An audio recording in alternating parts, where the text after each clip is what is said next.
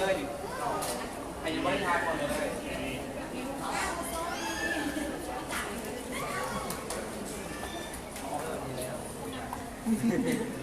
มันยังอยู่ไกลเห็นแล้วนะ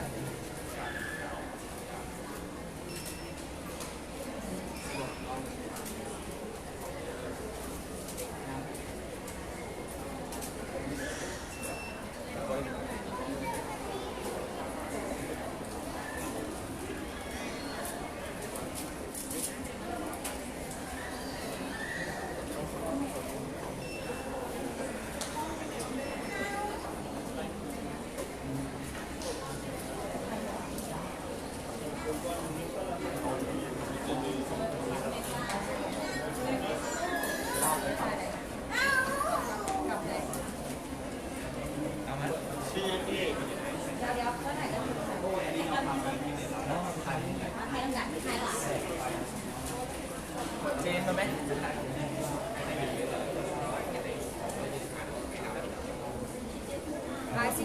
อเค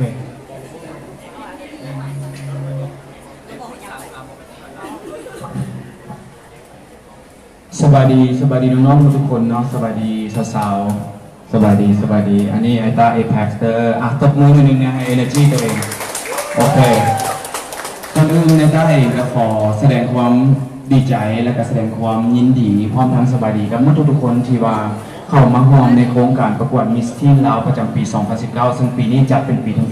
10แต่ถ้าขอว่าถึงความสำคัญของในมือนี้ในมือคัดเลือกก่อนในหนึ่งเนาะสำหรับสาวๆผู้อายุไกลบ่ค่อยได้ยินย้ำเข้ามาเพราะว่าสำคัญสำหรับการคัดเลือกมือนี้หลายและจะมีเรื่องเซอร์ไพรส์กับสาวๆนั้นถ้าใครที่ได้ข้อมูลจากการประกวดมิสทีนลาวกันแน่ในระยะประมาณ1 อาทิตย์หรือ2 อาทิตย์ที่ผ่านมาโครงการนี้มันจัดขึ้นโดยบริษัทก้าวหน้าลาวส์เอนเตอร์เทนเมนต์จำกัดซึ่งพวกเขาเองจะมีความยินดีที่จะความส่งเสริมการศึกษาส่งเสริมเรื่องของการเป็นผู้เกี่ยวกับเรื่องการต่อต้านยาเสพติดและแน่นอนก็คือเรื่องผลการต่อต้านข้อมูลแหงผู้หญิงและเด็กน้อยดังนั้นมื้อนี้พวกเขาเลยจัดโครงการการประกวดนางสาว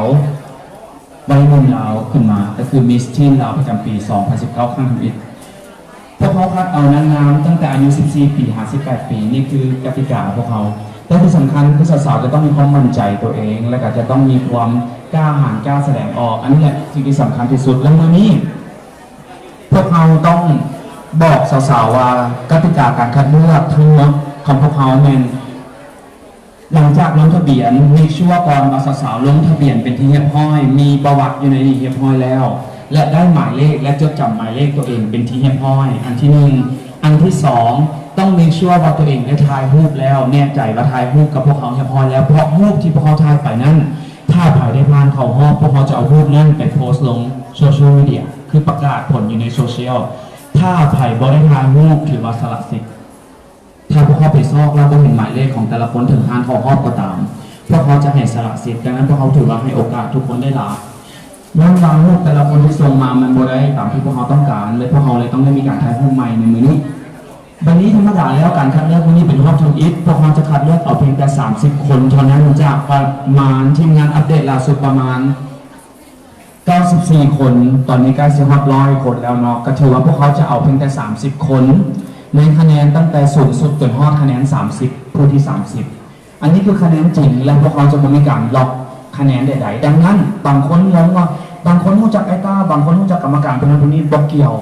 อันนี้บอกทุกคนไปเลยมาแล้วทุกคนไล่คะแนน0น้ำกันไม่เมื่อหลังจากเข้าไปในห้องคัดเลือกเริ่มไล่คะแนนคือเขาจะลืมไปเลยว่าเจ้าเป็นไผ่ตอนนั้นคือตอนนี้แมนพวกเขาจะคัดเอาจากคะแนนจริงซึ่งในน้องดาวทั้งพวกเขา30 คนบางทีนี่ว่าเอา30แท้แต่หลังจากที่ว่าได้ไปประชุมกับคณะกรรมการอยู่ทางด้านลุมและขึ้นมาแล้วพวกเขาตัดสินใจกันว่าน้องว่าปีนี้เกินคาดพวกเขาวางไว้ว่าพวกน้องมาประกวดหลายและเห็นใจทุกคนที่ต้องการโอกาสดังนั้นในรอบนี้พวกเขาจะเพิ่มขึ้นมาอีก10 คนเป็น40 คนจะเข้ารอบมาใน40 คนแต่ว่าใน40 คนนี้เขายังจะคือเก่าคือเอา30 คนในคะแนนและอีก10 คนจะเป็นทางคณะกรรมการเป็นผู้เลือกเองและจะเลือกเพียงแต่คณะกรรมการ1ได้1 คนเท่านั้นคือถ้าใครเข้าไปในห้องคัดเลือกแล้วแสดงตัวตนตัวเองออกมาเต็มที่และทึกแจกคณะกรรมการท่านใดท่านหนึ่ง สมมุติว่าอันนี้สาวๆฟังเข้าใจเด้อสมมุติว่าทึกใจบอกในห้องเพลงกับห้องบอกให้เต้นกับเต้นบอกให้หนังกับเฮ็ดหมดหรือตอบคำถามได้ดีหรือเข้ามาปุ๊บยิ้มแย้มแจ่มใสและคณะกรรมการประทับใจสมมติว่าเจนนี่มักแหงเจนนี่ยกมือว่าเขาให้ผู้นิพานคือน้องพานเขารอบโดยที่ว่าต้องเป็นรุ่นใน30คนเลยน้องพานเลยและมีโกต้าเพียงแต่10คนเท่านั้นในนั้นพวกเขามีคณะกรรมการทั้งหมด11คนไอต้าจะเป็นผู้เดียวที่บอสที่จะบเลือกแต่คณะกรรมการเมื่อทุกคนมีสิทธิ์เลือก1คนที่เข้ารอบ40คนเพื่อไปไฟต่อและเข้าไปคัดในปี25นี่ UT iTech แล้วพวกเขาจะเอา20คนจาก15เป็น20คน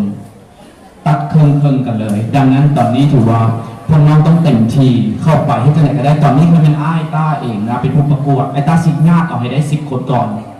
เฮ็ดที่ไหนก็ได้ให้คณะกรรมการมักเขาก่อนผู้ใดผู้หนึ่งแต่สมมติเจนนี่เลือกแล้วเจนนี่เลือกแล้ว1คนเจนนี่ก็มีสิทธิ์เลือกอีก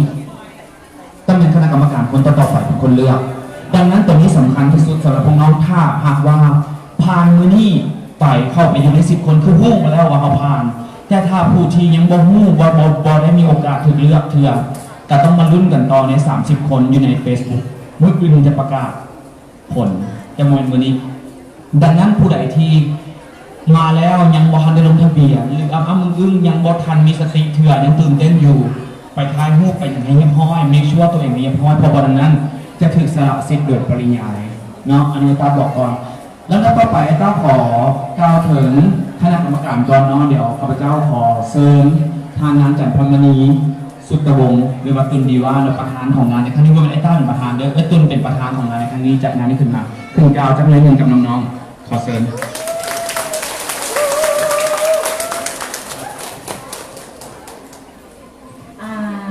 มื้อนี้เนาะไอ้ตุลรู้สึกดีใจหลายที่ว่าเห็นน้องๆให้ความสนใจในเวทีของพวกเขาเพราะปีนี้เป็นปีทำอิฐของบริษัทก้าวหน้าเอนเตอร์เทนเมนต์ที่ว่าพวกเขาได้จัดขึ้นและก็มีเสียงตอบรับจากน้องๆเป็นอย่างดีเนาะลูกกวนก็รู้สึกว่าน้องๆแต่ละคนวันนี้มาก็อยากให้ทุกคนแสดงความสามารถออกมาเต็มที่บ่ต้องย่านบ่ต้องกักเนาะแสดงออกมาความธรรมชาติของตัวเองนั่นแหละและเพราะว่ากรรมการแต่ละคนบ่ได้ว่าสิคัดแบบแมนซีเรียสและอยากให้น้องๆทุกคนรีแลกซ์เนาะรีแลกซ์แล้วก็ผู้ใดที่ว่าเป็นห่วงเพราะว่าเห็นทุกคนหลายคนใส่กระบอกตุกมาเพราะว่าอาจจะคะแนนลดเพราะว่าน้องๆบ่ได้ใส่เกือบส่วนสูงมาอันนี้ตุนบอกก่อนเนาะก็อยากให้ทุกคนถ้าสมมติว่าผู้ใดที่ว่าเอาเกิดมาค่ะหรือว่ากลับไปทันก็เอาเกิดส่วนสูงมาใส่เนาะแบบมื้อนี้ก็ขอเสียงตบมือให้น้องๆทุกคนแน่ตอนนี้เขาเลิกกันเลยบ้างแล้วตอนนี้ถ้าขอบใจกระตุ้นเนาะแล้วตอนนี้ถ้าจะกล่าวถึงคณะกรรมการหนึ่งทางแน่นอนแมนทางแมนกระตุ้นเองจะเป็นคนคัดเลือกพร้อมเนาะในคณะกรรมการและอีกหนึ่งทางจากผู้ที่สนับสนุนมงกุฎที่เขาใช้ชื่อว่าดวงดาวแห่งยุคสมัยซึ่งเป็นมงกุฎที่พวกเขาตั้งใจที่จะเฮ็ดให้กับน้องๆผู้ที่ได้รับตำแหน่งและได้สวมใส่ขอเสียงตบมือดังๆให้กับบาร์บี้เนาะบาร์บี้จากอันดาคอร์เรคชั่นก็มาเป็นคณะกรรมการวันนี้แล้วกันแน่นอนระดับต่อไปจะเป็นสายสะพายขาดก็ได้เลยนะครับสายสะพายที่ได้รับการสนับสนุนเป็นสายสะพายปักดิ้งผ้าไหมลาวเนาะโดยห้องเสื้อเอกโพไซส์สมัยโนของเขานั่นเองการเมืองที่จะมาหัวคันเลือกปกติผมเคยไปงานแต่งานนี้เป็นมาผมบอกว่าอยากเห็นสาวๆอยากเห็นนุ่มๆในนกตัวน้อยที่สามารถพัฒนาตัวเองได้แล้วต่อมาจะเป็นจากห้องเสื้อที่บาได้ให้การสนับสนุนศิลปินดารามาตลอดเช่นกันก็คือโมเดิร์นช็อปเนาะแมนทางเจ้าเองตอนนี้เพิ่งกระตือผ้าเนาะแสดงความยินดีนำเช่นกันและการต่อมาก็จะเป็นทั้งฟิตเนส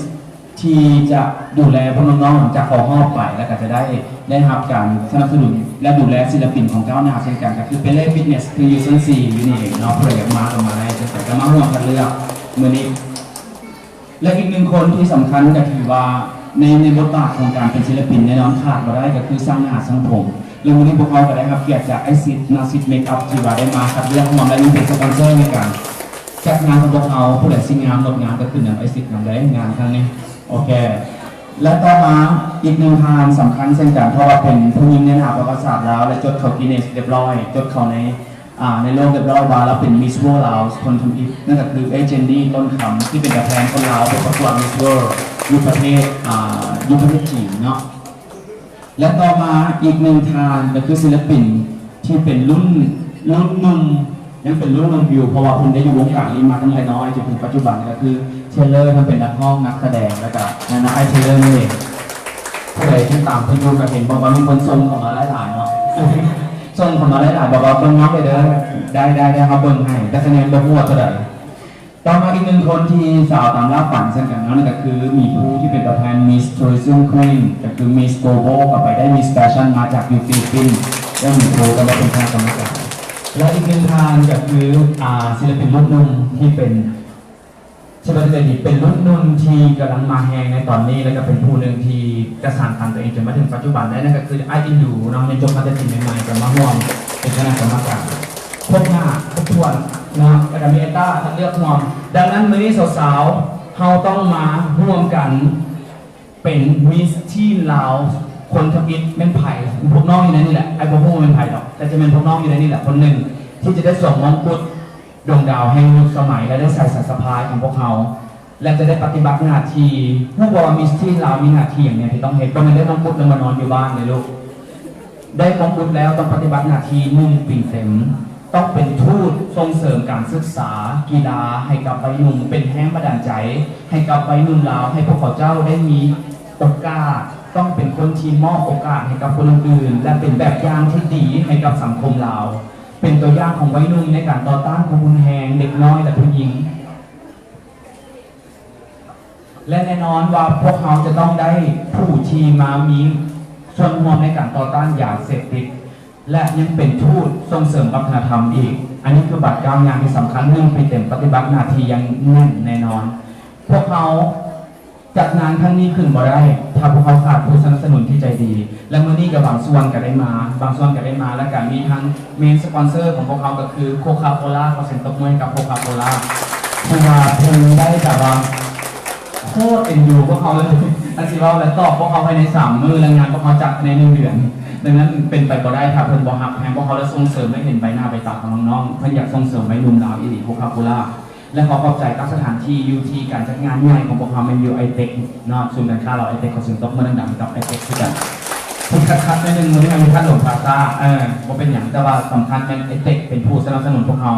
และก็มีอันดาคอลเลคชันที่มามอบมงกุฎให้กับสาวงามของพวกเขาเนาะขอเสียงตบมือกับอันดาคอลเลคชันและต่อมาก็จะเป็นสายสะพายจากมุกเอกโพไซผ้าใหม่น้องสาวเขาอยากมอบคนหลายอยู่แต่ละทางที่มอบให้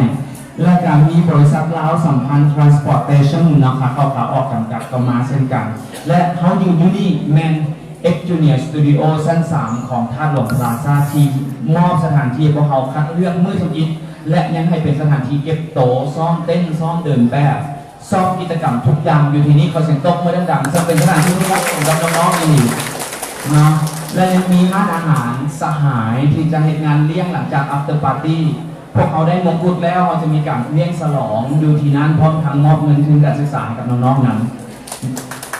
ก็ใจหลาย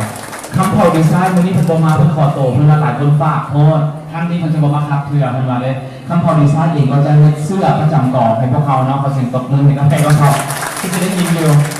แล้วมันยังมีโค้ชสปอนเซอร์ที่หนาครับที่มาห่วงกับพวกเขาบางคนให้เงินแน่บางคนให้อุปกรณ์บางคน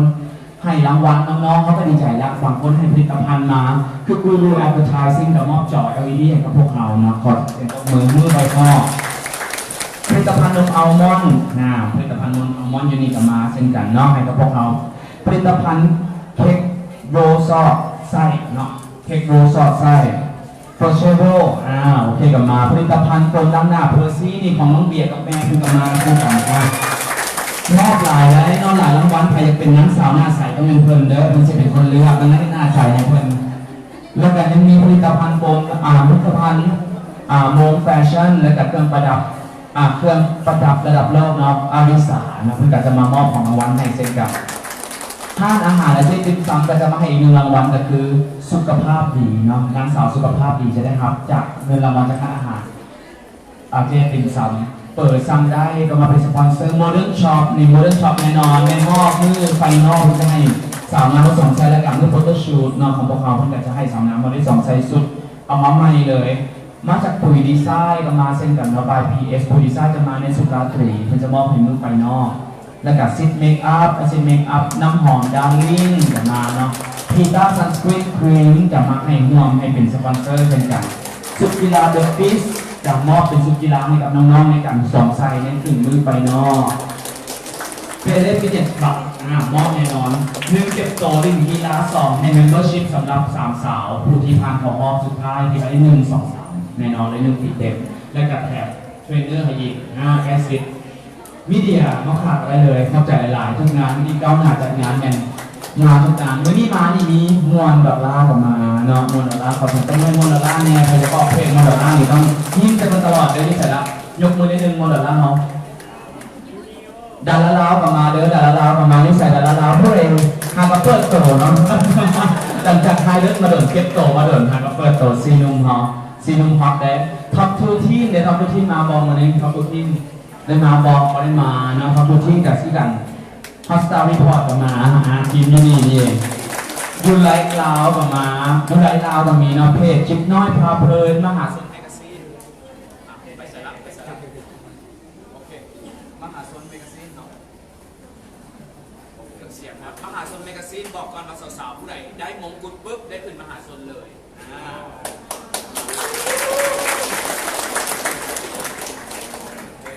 เอามาแล้วเสียงมา